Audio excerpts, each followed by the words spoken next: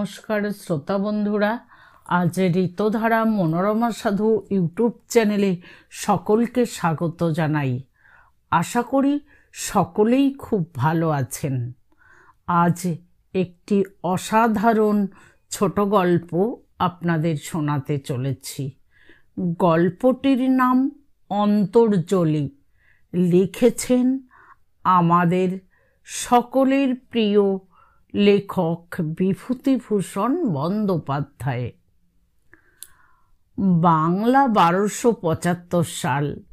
ডুমুরদহের গঙ্গার ঘাটে বিখ্যাত পাঁচালিকার ও কবিগান রচয়িতা দীনদয়াল চক্রবর্তীকে অন্তর্জলির জন্যে আনা হয়েছে।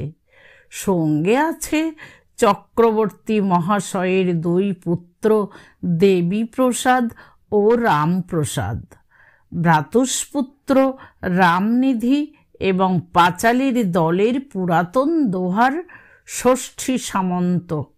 তাছাড়া আছে একটি চাকর, নাম যদু।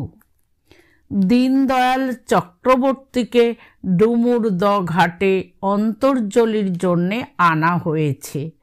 এ সংবাদ লোকমুখে চারিদিকে ছড়িয়ে পড়ল অতি অল্প সময়ের মধ্যে। সঙ্গে সঙ্গে চারিধার থেকে দলে দলে লোক আসতে শুরু করল। সকাল থেকে যারা আসে তারা চক্রবর্তী মশাইকে দেখে, পায়ের ধুলো নেয়, চলে যায়। কাউকে দাঁড়াতে দেওয়া হয় না, তাহলে অল্প সময়ে বেজায় ভিড় জমে যাবে। জ্যেষ্ঠ পুত্র দেবীপ্রসাদ সকলকে হাত জোড় করে বলছে, আমার বাবার শেষকালের ক্রিয়াগুলো একটু শান্তিতে করতে দেন, আমাদের ভিড় করবেন না, দয়া করে চলে যান।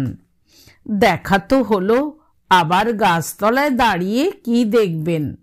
তামাক এখানে না, এগিয়ে গিয়ে খান, বাঁধানো বটতলায় চলে যান। সুবোধ লোকেরা চলে যাচ্ছে, বলতে বলতে যাচ্ছে, আহা দীনদয়াল চক্রবর্তী চললেন, আহা হা। ওদের চোখে জল। অমন অনুপ্রাস আর কেউ লাগাতে পারবে না, আহা হা। বাংলাদেশের হয়ে গেল, কি লোকই চলে যাচ্ছে। ইন্দ্রপাত হয়ে গেল, দেখলেও পুণ্যি হয়, চেহারা যেন সাক্ষাৎ শিব। চললেন। বর্ধমান আজ অন্ধকার হয়ে গেল। বর্ধমান বুঝি মশাইয়ের বাড়ি?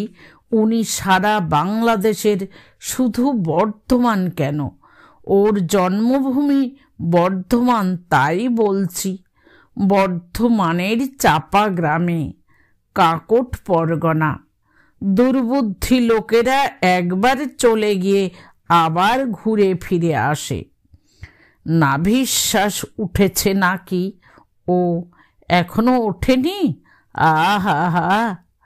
যাবই তো মশাই, থাকতে আসিনি।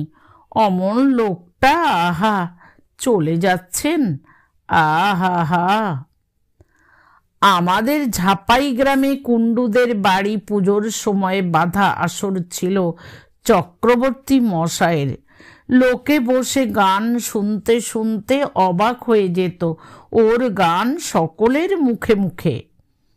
নিকটেই বর্ধমান রাজার কাছারি, সেখানকার নায়েব নরহরি জোয়ারদার স্বয়ং এসেছেন দেখতে। দুর্ধর্ষ নরহরি জোয়ারদার। এ পরগনায় 7-7টা দাঙ্গায় যিনি স্বয়ং ঘোড়ায় চড়ে লেঠেল পাইক পরিচালনা করেছেন। বাঘে গরুতে এক ঘাটে জল খায় যার প্রতাপে। নরহরি বসে আছেন চক্রবর্তী মশাইয়ের বিছানার কিছু দূরে, বলছেন, কোনো ত্রুটি না হয় ব্যবস্থার, সব আমি ঠিক করে দেব। আমার পাইক এখানে বসে থাকবে সন্ধে পর্যন্ত, যখন যা দরকার হয়। দেবীপ্রসাদ বললে, আপনার দয়া নায়েব মশাই। রাত্রে আজ দুজন লেঠেল এখানে থাকা দরকার। এখনো নাভিশ্বাস ওঠেনি, রাত নেবে বলে মনে হচ্ছে। এক্ষুনি সব ঠিক করে দিচ্ছি, ভেবো না বাবাজি। তুমি আর তোমার ভাই শুধু চুপ করে বসে থাকো, এ আমাদের দায়। আপনি আর একবার আসবেন তো? আমি আসব সন্ধ্যান্নিক সেরে। দপ্তরের আজ বড় ঝঞ্ঝাট।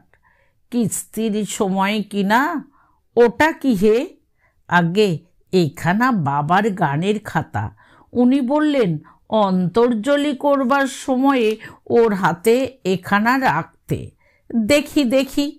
নরহরি খাতাখানা উল্টে পাল্টে দেখে বললেন, শ্যামা সঙ্গীত। আহা, কি অনুপ্রাসের ঘটা, কি বাঁধুনি! এইখানটা দেখো। বল দেখি মা, কোন রঙ্গে ত্রিবিভঙ্গে রঙ্গক্ষেত্রে রঙ্গ দেখো। আহা হা, ক্ষণজন্মা পুরুষ, আর জন্মাবে না। হয়ে গেল, পিদিম নিভে গেল। দেবীপ্রসাদের চোখ ছাপিয়ে জল পড়তে লাগলো। নরহরি বললেন, সংসার অনিত্য, চিরদিন বাপ মা থাকে না। কেঁদো না বাবাজি। হ্যাঁ, বাপের মতো বাপ, যাকে বলে দিগ্বিজয়ী বাপ। চোখের জল ফেলবার বহু সময় পাবে বাবাজি, এখন যাতে ওর শেষ কাজগুলো ঠিক মতো করতে পারো।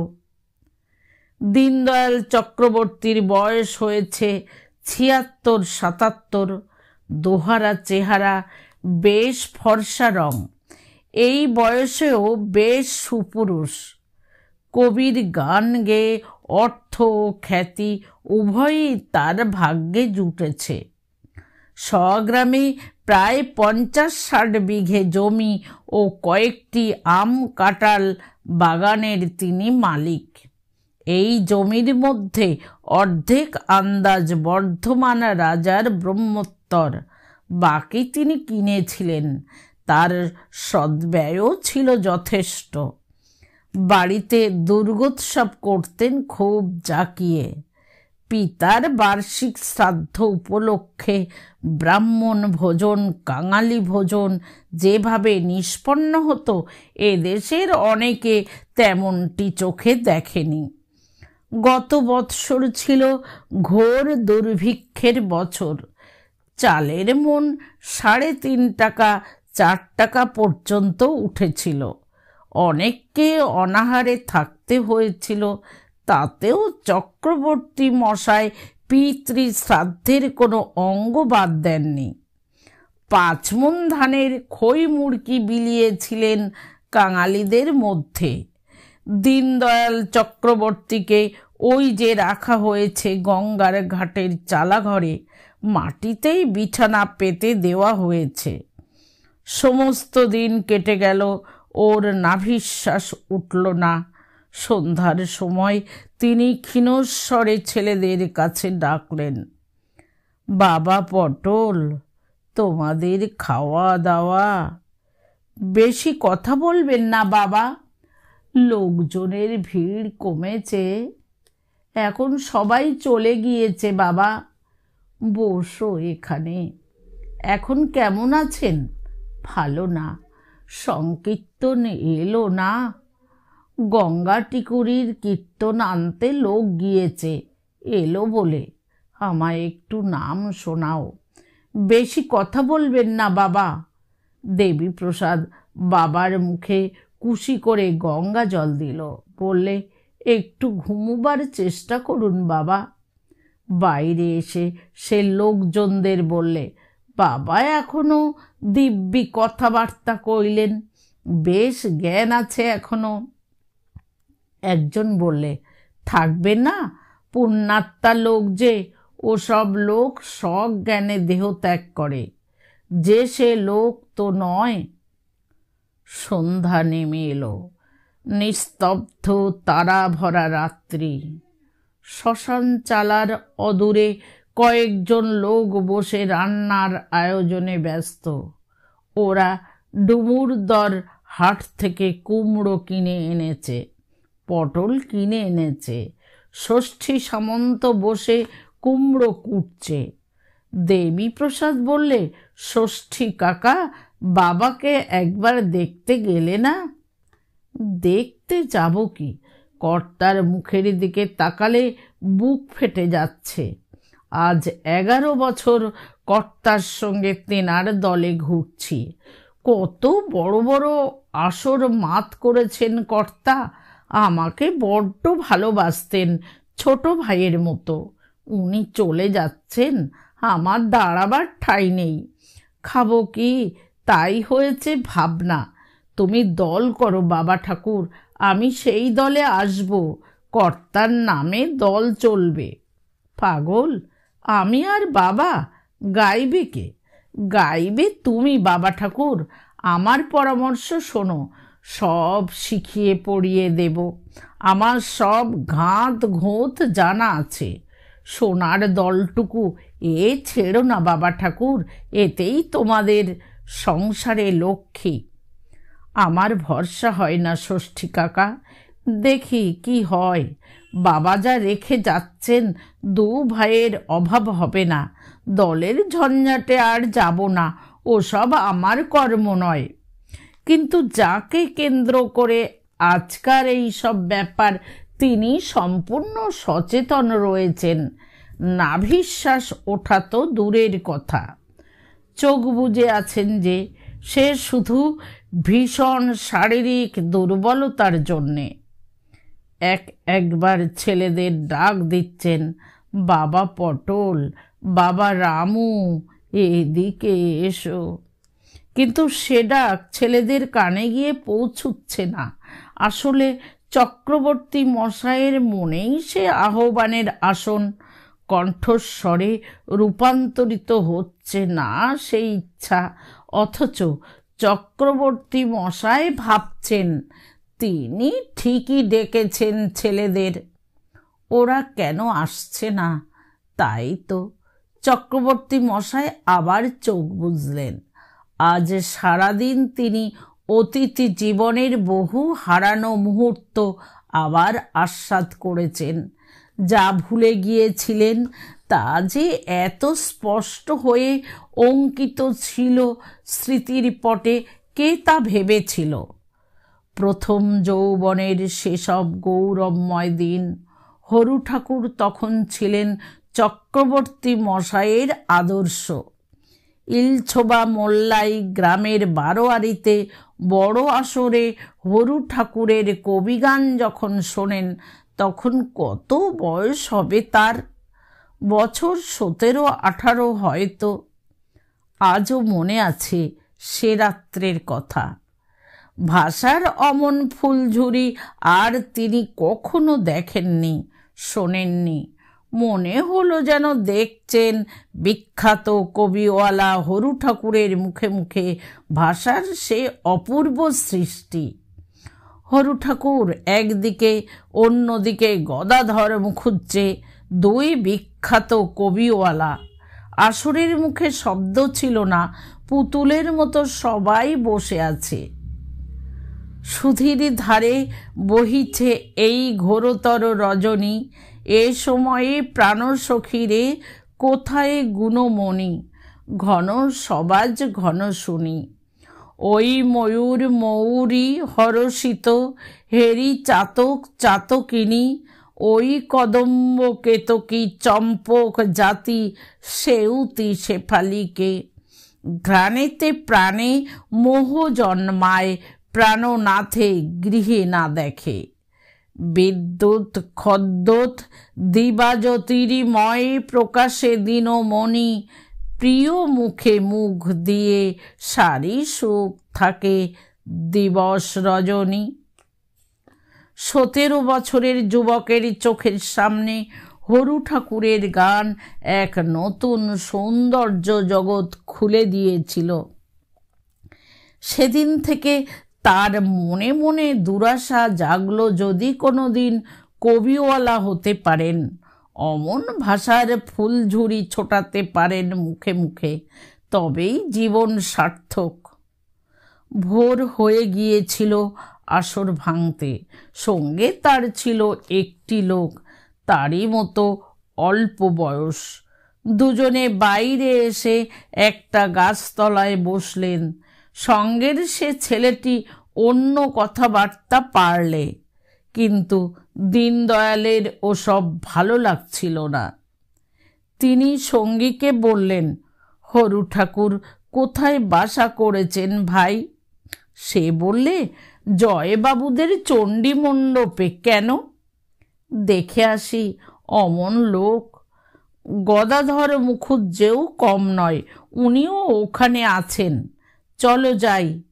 সারা রাত গান করে এখন ওরা ঘুমবে না, তোমার সঙ্গে বকবক করবে। এখন যেও না, তুমি বাড়ি যাও। পিসিমাকে বলো আমি ওবেলা যাব।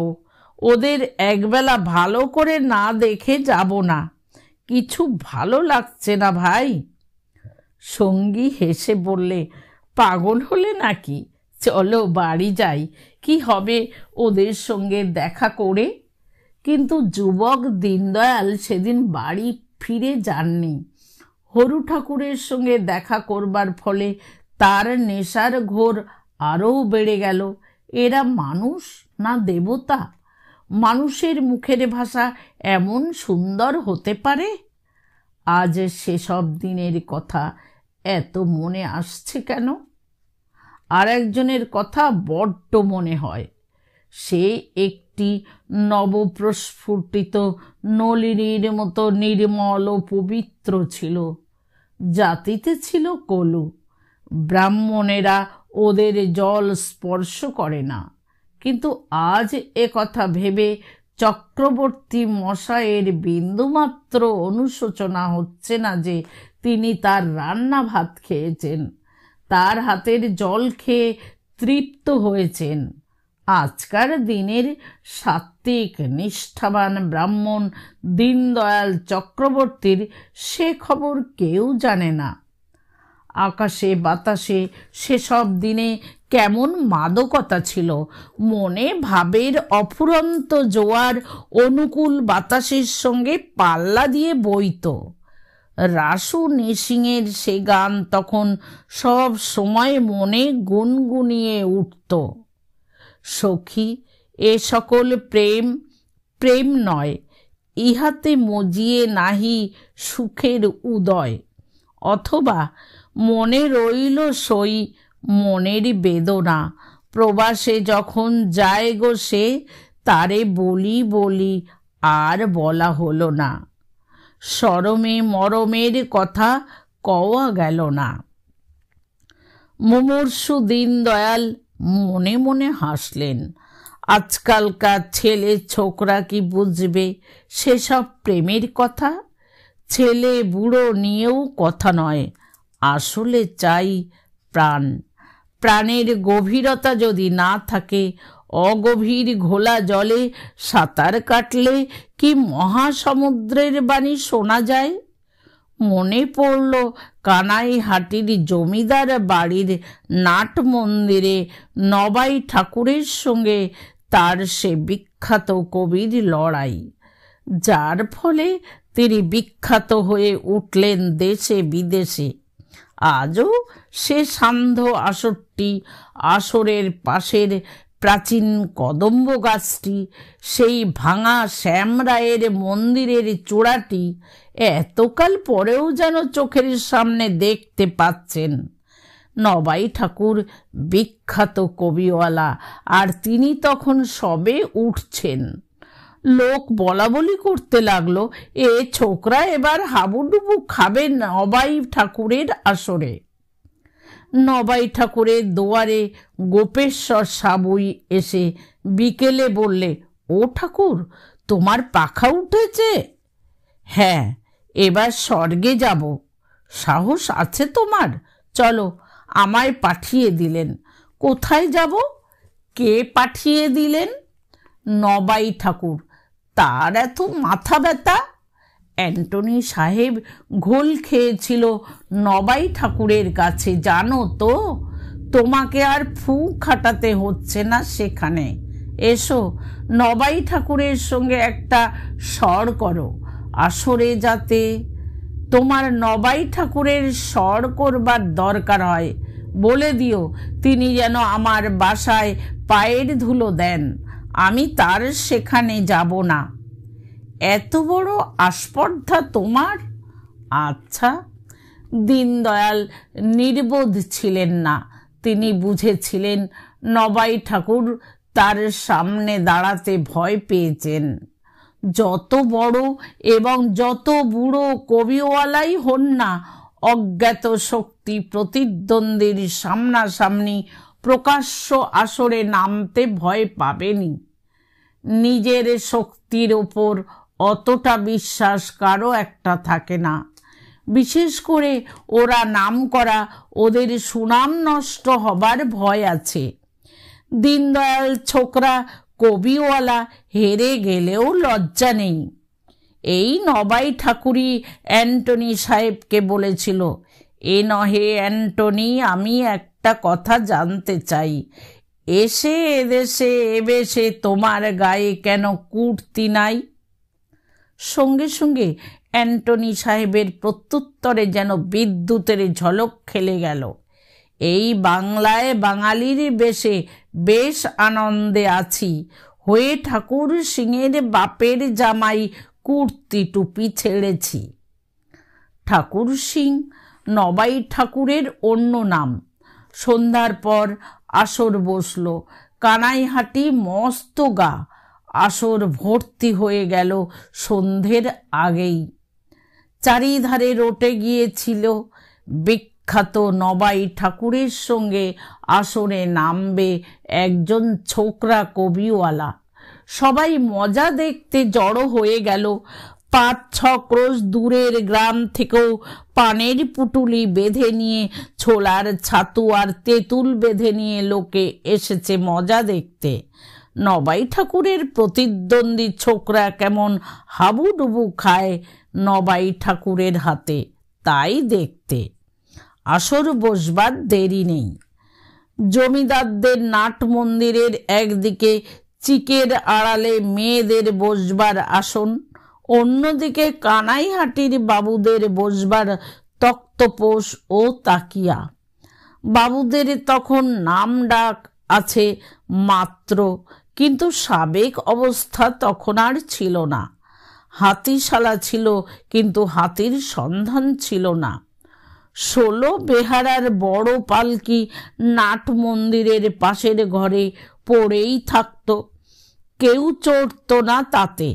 ঝাড় লণ্ঠন টাঙানো হয়েছে, জাজিম পেতে দেওয়া হয়েছে কবির দলের লোকদের জন্যে, ঠিক আসরের মাঝখানে। তারই পাশে ছিল সেই প্রাচীন কদম্ব গাছটা। এখনো সেই আসর, সেই উৎসাহ ও কৌতূহলে মত্ত শ্রোতৃবৃন্দের জনতা। ওই তো ডুমুরদ শ্মশানঘাটের ওই শ্মশান বন্ধুদের বিশ্রাম করবার ঘরখানার মতোই স্পষ্ট তার কাছে, চোখের সামনে বেশ দেখতে পাচ্ছেন। তার নিজের দলের দোহার তখন ছিল চন্দ্রমল্লিক। বুড়ো মানুষ, অনেক ভালো ভালো দল ঘুরে দাঁত পড়বার জন্যে চাকুরি খুইয়ে শেষে তার দলে ঢোকে। বছর 2 পরেই মারা যায় লোকটা। চন্দ্র বললে, বাবা ঠাকুর, ওদের লোককে তাড়িয়ে দিয়ে ভালো করলে না, বড় জমকালো আসর হয়েছে, এতে হেরে গেলে বড় দুর্নাম রটবে। তোমার ভয় হচ্ছে চন্দর খুড়ো? ভয় না, তবে তুমি ছেলে মানুষ, তাই ভাবছি। কিছু ভয় নেই, তুমি দেখে নিও। মস্ত বড় কবিওয়ালা কিনা ঠাকুর সিং, শেষে নাস্তা নাবুদ না হতে হয়। তোমার বাপ মায়ের আশীর্বাদে উতরে যাব, দেখে নিও। সত্যি সে সন্ধ্যায় একটা নতুন প্রেরণা ও উৎসাহের জোয়ার তিনি অনুভব করলেন নিজের মনের মধ্যে। আজ এই সমাগত কৌতূহলোজ্জ্বল জনসাধারণকে তিনি দেখিয়ে দেবেন শুধু ইতর গালাগালি দিয়ে জয়লাভের মূল্য নেই। তিনি দেখাবেন ভাষার ও ভাবের মহিমা, নতুন ভাবের ঢেউ এনে দেবেন আজ কবির আসরে। গাইবেন সম্পূর্ণ নতুন ধরনের গীত। সন্ধ্যার আকাশ থেকে সে প্রেরণা আসছে ওই প্রাচীন কদম্ব বৃক্ষের শ্যামল শাখা প্রশাখার ইঙ্গিত থেকে। তিনি বুঝতে পেরেছেন আজ তার জীবনে এক মহাসন্ধিক্ষণ সমাগত। সেদিনের কথা ভাবলে আজও তার মনে সেই অপূর্ব উন্মাদনা জাগে। এই মৃত্যুর দিনটিতেও রসের ও ভাবের সে পুলক মানুষকে অমর, মৃত্যুঞ্জয়ী করে দেয় এক মুহূর্তে। সকলে তা কি বুঝতে পারে? সাধারণে তার খবর কি জানবে? সে বুদ্ধি এবং ভাবের সে গভীরতা কজনের মধ্যে আছে? এমনকি তার নিজের ছেলেরাও তার সন্ধান রাখে না। ওদের মাতুল বংশের বৈষয়িক স্থূল মনের উত্তরাধিকার ওরা পেয়েছে। তার নিজের রসে ভরা ছন্দের অনুগত ভাব সুষমায় অবগাহন স্নান করে ওঠা মন ওরা লাভ করেনি। কাকে কি বলবেন, কাকে কি বোঝাবেন? তারপর আরম্ভ হলো কবির লড়াই।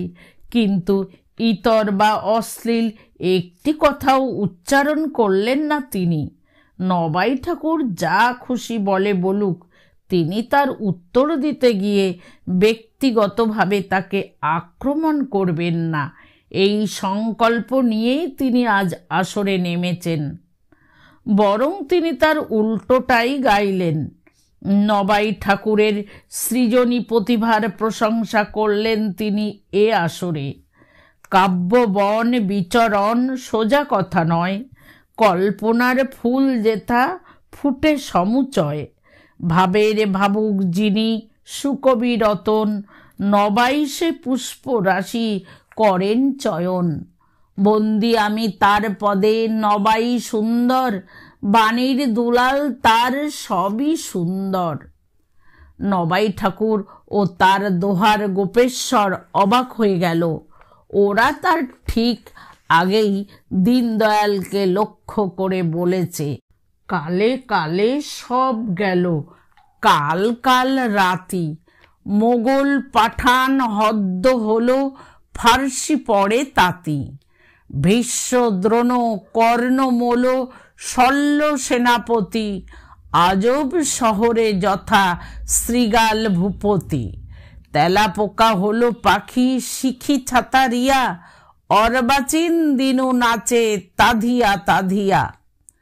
সে কথার ও রকমের শ্রদ্ধাপূর্ণ উত্তর ওরা আশা করেনি। গোপেশ্বরকে কি ইঙ্গিত করলে নবাই ঠাকুর? গোপেশ্বর সুর বদলালে। দীনদয়াল নামের ওপর ওরা খুব কায়দা দেখালে। কোথা ওহে দীননাথ দীন দয়াময়, দীনহীনে দিন দিন হও হে সদয়। জায়া কায়া মায়া লয়ে মত্ত হয়ে রই, দিনান্তে তোমার নাম প্রাণান্তে না লই। মিথ্যা কথা জুয়া চুরি করি কদাচার, রাগ দেশ অভিমান অর্থ অলঙ্কার। এ সকল মহাপাপে ডুবি সর্বক্ষণ, কি হবে আমার গতি পতিত পাবন। উভয় দল এক হয়ে আসরের মধ্যে ভক্তির বন্যা ছুটিয়ে দিলে। শ্যামরায়ের পূজারী বৃদ্ধ মাধব পণ্ডিত দীনদয়ালের মাথায় হাত রেখে আশীর্বাদ করলেন। কানাইহাটির বড়বাবু গরদের জোর বকশিস করলেন দীনদয়ালকে। দীনদয়ালের মধ্যে নতুন ভক্তির ভাবের বীজ তখন সবে অঙ্কুরিত হয়েছে। প্রৌঢ় নবাই সে পথে কখনো হাঁটেনি। কাজেই দীনদয়ালের গান আসরের সকলের প্রাণে রসের ছোঁয়া দিয়ে গেল। কিন্তু আজও একটা কথা দীনদয়ালের মনে হয়। ধন্য নবাই ঠাকুর। নিজেকে হঠাৎ সামলে নিয়ে নবাই ঠাকুর যখন ভক্তির ছড়া কাটতে শুরু করে দিলেন, তখন সে কি চমৎকার উজ্জ্বল অনুপ্রাসের ঘটা বিদ্যুতের ঝিলিকের মতো খেলিয়ে নিয়ে বেড়ালো আসরে। 5 ভূতে সুগঠিত দেহ নবদার, কোন মন্ত্রে ছাড়াইব ভূত আপনার। মন্ত্রতন্ত্র জল পড়া এ ভূতে না মানে, নিজ মূর্তি ধরি ভূত পঞ্চভূতে টানে। ভূতের জ্বালায় ভূতে সদা জ্বালাতন, কি হবে আমার গতি পতিত পাবন। শেষ রাত্রে আসর ভাঙল। উভয় দল এমন গান জমিয়েছিল যে শ্রোতার দল উঠতে চায় না। আরো হোক, আরো চলুক, রাত ভোর হয়ে যাক, এমন সঙ্গীত মধু আর কখনো কেউ পান করায়নি এদের। রসের নেশায়, ভাবের নেশায় এরাও উন্মত্ত হয়ে উঠেছে যেন। যেন নবদ্বীপে মহাপ্রভু চৈতন্যদেবের সংকীর্তন বেরিয়েছে রাজপথে। আপামর জনসাধারণকে মাতিয়ে তুলেছে ভগবানের নামের অপূর্ব মহিমায়। নভোচারীর বায়ুপথ ত্যাগ করে গীতরস এসেছে নেমে মৃত্তিকার বন্ধুর পথ রেখায়। দীনদয়াল বাসায় এলেন। রাত আর নেই বললেই হয়। তামাক সেজে দাঁড়িয়ে আছে দলের ভৃত্য বিনু নাপিত। এমন সময় কে সম্ভ্রমের সুরে বলে উঠল, নবাই ঠাকুর আসছেন। তাড়াতাড়ি উঠে দাঁড়ালেন দীনদয়াল। একটু পরে নবাই ঠাকুর ঘরে ঢুকে 2 হাত জোর করে নমস্কার করে বললেন, চক্রবর্তী মশাই, আজ আপনি আমাকে জ্ঞান দিলেন। সম্ভ্রান্ত, খ্যাতিমান, অবস্থাপন্ন, প্রৌঢ় কবিওয়ালা নবাই ঠাকুরের সামনে দীনদয়াল বিনয়ে সংকোচে এতটুকু হয়ে গেলেন। জিভ কেটে বললেন, ও কথা বলবেন না, হাত জোড় করছি, ওতে আমাকে লজ্জা দেওয়া হয়। আপনি ব্রাহ্ম, হাত জোড় করবেন না আমার সামনে, ওতে আমার অপরাধ হয়। বসুন দয়া করে। এই বসলাম। বড্ড খুশি হয়েছি আজ আপনার। একটা অনুরোধ। কি? আমাকে তুমি বলুন। আপনি বয়সে আমার পিতৃব্যের সমান। বাড়ি কোথায় তোমার? ডুমুর হুগলি জেলা। তুমি নাম করবে বাবাজি। বয়স হয়েছে আমার, অনেক দেখেছি, অনেক বলেছি। তুমি যে জ্ঞান আমায় দিলে আজ এমন কখনো পাইনি। অ্যান্টনি ফিরিঙ্গির সঙ্গে আসরে উতর গেয়েছি, ভোলা ময়রার সঙ্গে উতর গেয়েছি, হরু ঠাকুরের দেখেছি, গদাধর চক্রবর্তীকে নাকাল করেছি শান্তিপুরের ফুলদোলের আসরে। কিন্তু হ্যাঁ বাবা, আমি স্বীকার করছি আজ হেরে গেলাম তোমার কাছে। তুমি নতুন সুর এনে দিয়েছ কবি গানের মধ্যে। আমরা পুরনো ঘুঘু, ছাইতে না জানি পোড় চিনি। তোমার যে ক্ষমতা, তাতে অনেক বেশি নাম করবে তুমি। নতুন সুর শোনালে আজ সবাইকে। ভগবানের কাছে কামনা করি দেশের নাম উজ্জ্বল করো। কেউ বোঝে না বাবা, আসল জিনিস কজন বোঝে? রঙ্গ রস শুনতে আসে সবাই। কবিত্ব যে কি অমৃত, এর মধ্যে যে কি আনন্দ। একটা অনুষ্ঠান ভালো মতো লাগাতে পারলে নাওয়া খাওয়া ভুলে যেতে হয়। পুত্র শোক ভুলিয়ে দেয় বাবা, পুত্র শোক ভুলিয়ে দেয়। সেসব বাইরের লোক কি বুঝবে? তুমি বুঝবে। তোমার মধ্যে সে জিনিস রয়েছে দেখলাম। আর দেখেছিলাম রাসু নৃসিংহকে। ফিরিঙ্গি হোক, আন্টনি, হ্যাঁ, ভাষা বুঝতো বটে, রস চিনত বাবা। তা সেসব দীনদয়াল নবাই ঠাকুরকে যথেষ্ট সম্মান দেখালেন, নিজেকে প্রৌঢ় অভিজ্ঞ কবিওয়ালার ছাত্র বলে বিনয় প্রণাম করলেন। বিদায় নেবার সময় সেদিন দুপুরে নবাই ঠাকুরের চোখে জল এলো। নবাই এরপরে অনেক দিন বেঁচে ছিলেন, কিন্তু কোনো আসরে দীনদয়াল আর তার সঙ্গে কবি গানে গাইতে নামেননি। কি দিনই গিয়েছে সেসব। সন্ধ্যা হয়ে এলো কি? দীনদয়াল ডাকতে লাগলেন, বাবা রামু, কিন্তু গলা দিয়ে স্বর বেরুল না। দেবীপ্রসাদ কাছে এসে বললে, বাবা কষ্ট হচ্ছে? দীনদয়াল ঘাড় নেড়ে জানাতে গেলেন কষ্ট নেই, কিন্তু ঘাড় নড়ল না, শুধু ফ্যাল ফ্যাল দৃষ্টিতে চেয়ে রইলেন বড় ছেলের মুখের দিকে। দেবীপ্রসাদের চোখে জল পড়তে দেখে বললেন, কাঁদছ কেন বাবা? আমি বড় আনন্দে আছি, কোনো কষ্ট নেই আমার, কেঁদো না। দীনদয়াল ভাবলেন তিনি কথাগুলো বললেন ছেলেকে, কিন্তু অনুচ্চারিত রয়ে গেল কথা, গলা দিয়ে সুরের আধার বার হয়ে এলো না। দেবীপ্রসাদ বুঝতে না পেরে বললে, জল খাবেন বাবা? নরহরি জোয়ারদার পেছন থেকে বললেন, জল খেতে চাইছেন, কুশি করে গঙ্গা জল মুখে দাও। বিরক্ত হলেন দীনদয়াল, না, জল তিনি চাইছেন না। তার মনে চমৎকার দুটি অনুপ্রাস বহুল পংক্তি এসেছে। কনিষ্ঠ পুত্র রামপ্রসাদকে সে দুটি পংক্তি লিখে নিতে বলছিলেন।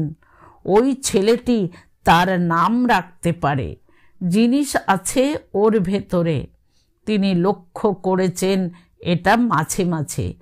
মাতুল বংশের স্থূল বৈশিকতার ধারা হয়তো এই ছেলেটি কাটিয়ে উঠতে পারে। পরম পুরুষ প্রভু নিত্য সনাতন, চিন্ময় তোমার নাম চিনে কোনজন? আমি দীন জ্ঞানহীন না চিনি তোমারে, কেমনে হইব পার মায়া পারাবারে। না, কেউ লিখে নিলে না, কেউ বুঝতে পারলে না। আর এই নরহরি জোয়ারদারটা এখানে এসে জুটেছে যে কেন, ওটা নিতান্ত স্থূল বুদ্ধি বৈষয়িক। ওকে তিনি খুব ভালোই জানেন। প্রজা ঠেঙিয়ে খাজনা আদায় করা, মাথট আদায় করা, প্রার্বণী আদায় করা, হয়কে নয় নয়কে হয় করা, জুয়ো চুরি বাটপাড়ি ওর পেশা। ও কি বুঝবে তিনি কি চান? ও কি বুঝবে নবাই ঠাকুর, অ্যান্টনি সাহেব, ভোলা ময়রার কবি গানের মাধুর্য, বাহাদুরি, কৌশল, ঔজ্জ্বল্য?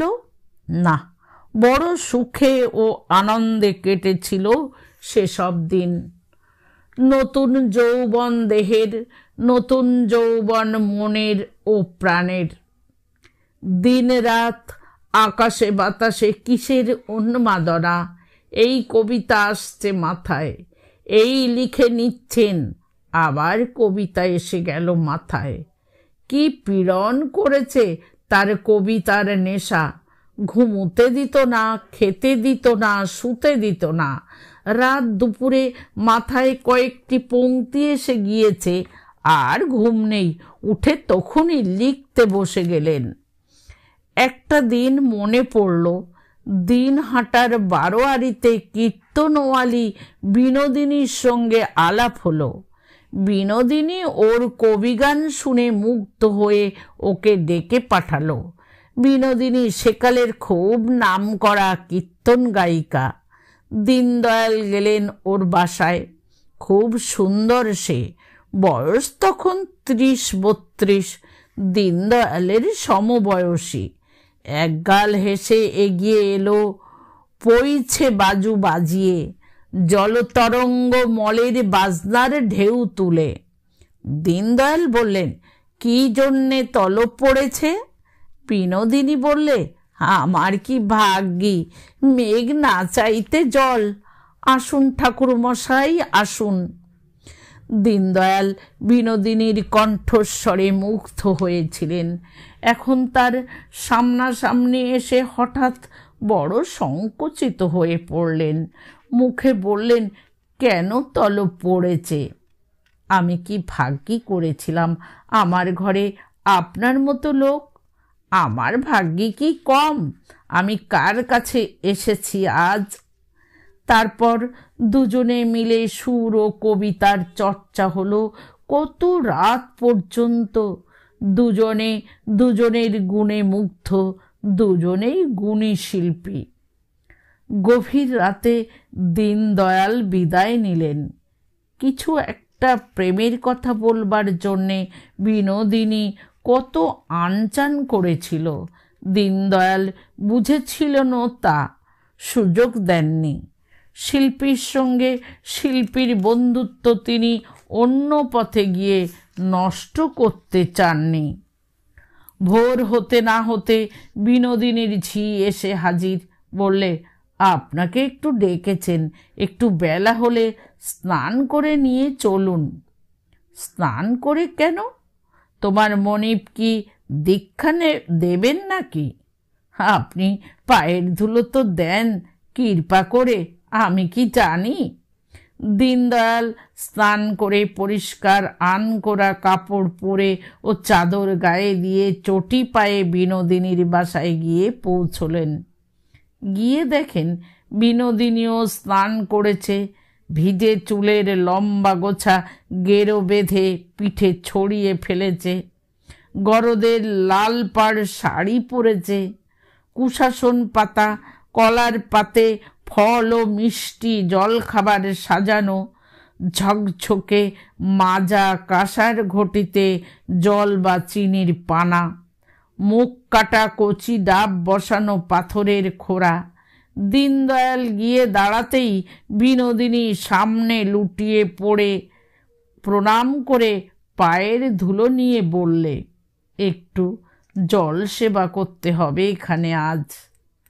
দীনদয়াল হেসে বললেন, আমি তো খাইনি কারো বাড়ি, তবে তোমার এখানে খাবো। তুমি সাধারণ মেয়ে মানুষ নও। আমি আপনাদের শ্রীচরণের দাসী। অত বিনয় দেখানো ভালো নয়। কি আছে দাও, খাই। আমি প্রসাদ পাবো, কিন্তু মনে রাখবেন। দেখি পেটুক ব্রাহ্মণের পাতে কি থাকে। খানো তেমনি খানো, কত কি ফলমূল, 2 রকমের চিনির পানা, ক্ষীরের মন্ডা, ছানার মন্ডা। যেমন বিনয় তেমনি আদর যত্ন। হাত জোড় করে বললে, আপনি যে গুণী লোক, 10,000 লোকের মধ্যে একটা গুণী লোক মেলে। আপনার সেবা করে ধন্য হলাম ঠাকুর। একটা পর্দা যেন সরে গেল তার চোখের সামনে থেকে। এতকাল পরেও বিনোদিনীর সেই বাসা, সেই জলপানের থালা স্পষ্ট দেখতে পেলেন। লাল পাড় গরদের শাড়ি পরা বিনোদিনী হাসি মুখে নত নেত্রে সামনে বসে। বিনোদিনী বলছে, কি ঠাকুর, সবগুলো খেতে হবে, ফেললে চলবে না। আপনি যে গুণী লোক, আপনাকে খাইয়ে তৃপ্তি পাই। সত্যি? সত্যি না তো কি মিথ্যে ঠাকুর? খান খান। দীনদয়াল কি বলতে যাচ্ছেন, এমন সময় কি একটা গোলমালে তার চমক ভাঙল। 4-5 জন লোক এক মনে কথা বলছে। ওরা সামনে এসে দাঁড়ালো। সব কজনকে চিনলেন না, তবে ওদের মধ্যে একজন হলো বর্ধমান কাছারির দিহিন বিষ কাসেম আলী মল্লিক। ব্যাপারটা বুঝতে পারলেন ওদের কথাবার্তা থেকে। কাসেম আলী মল্লিক কোন ভালো কবিরাজ এনেছে পালকি করে, এখুনি দেখতে আসবেন তিনি।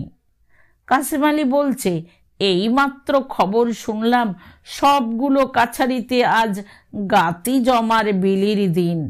ঘোড়া করে ফিরতে বেলা দুপহর হয়ে গেল। নামাজ সেরে ভাত পানি গালে দিয়ে সবে শুইছি, শুনলাম চক্রবর্তী মশাইকে ডুমুর দর ঘাটে অন্তর্জলি করতে নিয়ে গিয়েছে কাল রাত্রিরে। বলবো কি, শুনে মনটার মধ্যে কেমন করে উঠল, আর থাকতে পারলাম না। চক্রবর্তী মশাই গেলে এ দিগরের ইন্দ্রপাত হয়ে যাবে যে। অমন গান কে বাঁধবে? অমন শিবের কুচুনি পাড়া যাওয়ার পাঁচালি কে গাইবে? অমন অনুপ্রাসের ঘটা আর শুনব না। আহা হা, এখনো মনে আছে, গেয়েছিলেন ষষ্ঠী তলার বারোয়ারির আসরে। পঞ্চভূত মন্ত্রপুত ভূত বিশ্বময়, ভূতে ভূতে ভূতনন্দী ভূত বিশ্বময়। আহা হা, বলি রাম জয় কবিরাজ মশাইকে ডেকে এখুনি আমাকে ডুমুরদর ঘাটে যেতে হচ্ছে, তখনই পাইক পাঠিয়ে দিলাম। কাসেম আলী ঝুঁকে পড়ে বলতে লাগলো, ও চক্রবর্তী মশাই কেমন আছেন? চিনতে পারেন আমাকে? দীনদয়ালের মনে একটা প্রেমের ও ভাবের ঢেউ এলো। তিনি কাসেম আলী মল্লিককে খুব আপ্যায়িত করবেন ভাবলেন। বললেন, এসো বাবা এসো। কেন কষ্ট করে কবিরাজ আনতে গেলে বাবা? আমি তো বেশ ভালো আছি, বসো বাবা। কিন্তু কাসেম আলী কি তার কথা শুনতে পেলে না? লোকজনের এদিকে চেয়ে বললে, আহা, লোক চিনতে পারছেন না, কথাও বলতে পারছেন না। গলার সুরে অনুপ্রাসের মুক্ত বর্ষে গিয়েছে। আজ তার গলার সুর বন্ধ, আল্লাহর মর্জি। তারপর কবিরাজ এসে বসলো মাথার শিয়রে। দেখে শুনে বললে, সূচিকা ভরণ দেব।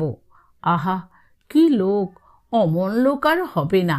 দীনদয়াল দেখলেন কাসেম আলী মল্লিক উড়ুনির খুঁটে চোখের জল মুছলে। কাসেম আলী বলছে, কবিরাজ মশাই, দেবী প্রসাদ আর তার ভাই ছেলে মানুষ, এরা কিছু বোঝে না। সূচিকা ভরণ দিতে হয়, যা করতে হয় আপনি করুন, যা খরচ হয় আমি দেব। ওদের মতো ওদের মত নেবার দরকার নেই, ওরা ছেলে মানুষ, কি বোঝে? দীনদয়াল মুখে বলতে গেলেন ভাবের আবেগে, বাবা কাসেম আলী, এই তো আমার সূচিকা ভরণ। তোমাদের সকলের ভালোবাসাই আমার সবচেয়ে বড় সূচিকা ভরণ বাবা। বেঁচে থাকো, আশীর্বাদ করি, উন্নতি করো, ধর্মে মতি হোক। আমার দেবু রামু যা, তুমিও তাই। আমার আর সূচিকা ভরণের দরকার নেই বাবা। আবার দেখলেন বিনোদিনী সামনে বসে হাসি হাসি মুখে বলছে, আপনি যে গুণী লোক ঠাকুর, আপনার সেবা করে ধন্য হই, খান। দীনদয়াল বিনোদিনীকে বললেন, দেখো কি চমৎকার ছেলেটি, নিজের খরচে আমাকে সূচিকা ভরণ দিতে কবিরাজ ডেকে এনেছে। ভালোবাসার সূচিকা ভরণ দিয়ে আমাকে বাঁচিয়ে তুললে তোমরা সবাই। নবাই ঠাকুরকে একদিন এই ওষুধে আমি বশ করেছিলাম। ও বিনোদিনী, মনে পড়ে? বিনোদিনী খিল খিল করে হেসে উঠল বালিকার মতো। একটু পরে দেবীপ্রসাদ ও রামপ্রসাদ দুই ভাইয়ে মিলে বাবাকে নাম শোনাতে আরম্ভ করল। ওং গঙ্গা নারায়ণ ব্রহ্ম, ওং গঙ্গা নারায়ণ ব্রহ্ম। নরহরি জোয়ারদার বলে উঠল, ধরাধরি করে গঙ্গার জলে নিয়ে চলো বাবা, আমি ধরছি একদিকে শিবচক্ষু। সবাই ফুপিয়ে কেঁদে উঠল।